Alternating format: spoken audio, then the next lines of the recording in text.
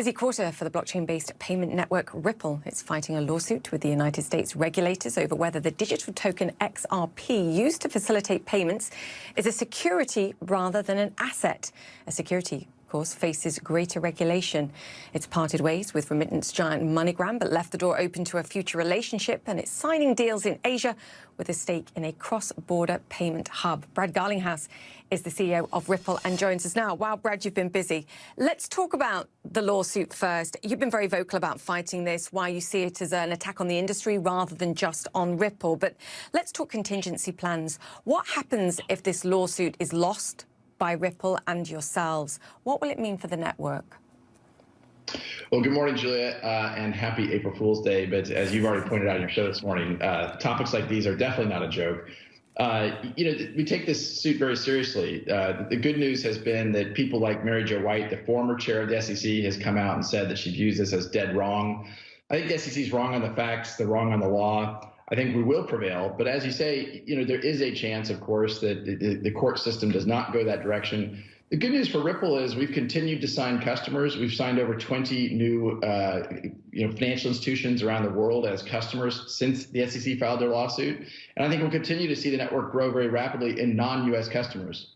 The challenge is that this drives blockchain innovation and crypto activity outside the US, which I don't think is in the interest of the United States in any way. Can you operate going forward, though, without XRP? I mean, you and I have discussed in the past using alternatives, being operable with alternatives. Is that the solution in the United States, if necessary?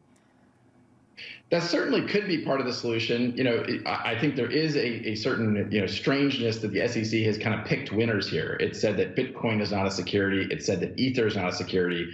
But really, everything else, I think, is kind of at risk, particularly given what they have done in the filing the lawsuit against Ripple. But we could do that. We've always thought about our product as how do we solve a customer's problem first and foremost, and I think that has served our growth. And it's a reason why we have seen so much activity now, billions and billions of dollars of transactions across RippleNet, our network for payments. A lot of the XRP holders that I've spoken to are upset about the personal aspect of this claim too, and that the SEC says you sold millions of dollars worth of XRP while making ambitious statements about Ripple's progress. Brad, how do you respond to those allegations? Could you have been more transparent? It's okay to diversify holdings into other things. You just need to be more transparent. I'm really looking forward to the facts coming out in the court case. This is something I haven't commented on publicly because the wheels of justice kind of move slowly, and I think it's important that we get the facts out. We've heard one side of the story from the SEC.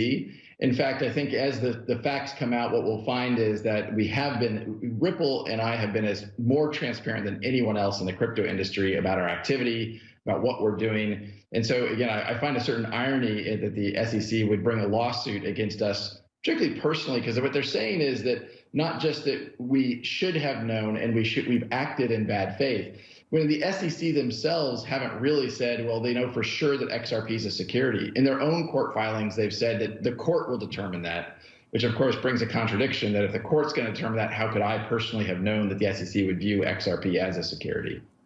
So you're saying I have nothing to hide, Ripple has nothing to hide, effectively bring it on.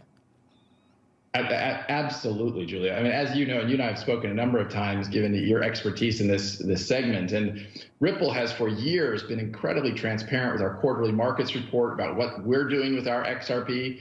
And we've really asked the industry as a whole, I mean, if the crypto industry as a whole wants to be mature, I think that level of transparency is needed.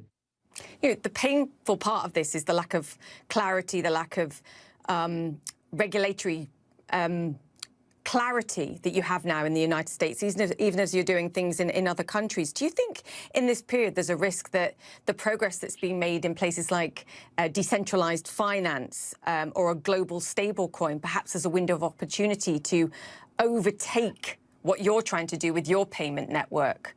Is that a risk, to your point about suppressing certain parts of the market and innovation? Yeah, I mean, look, you are absolutely right that the lack of clarity and lack of certainty affects the whole industry. And I think that's what Ripple is experiencing, and the SEC filed another lawsuit earlier this week. And so I think here in the United States, the industry has the risk of falling behind.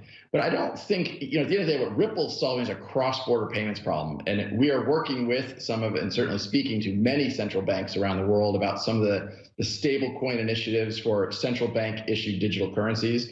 And we actually think that's actually helpful to what Ripple is doing in solving a cross-border payments problem. Ultimately, we saw the Obama administration be clear that XRP is viewed as a currency, and we think we'll actually end up there, hopefully, as a new administration comes into the SEC.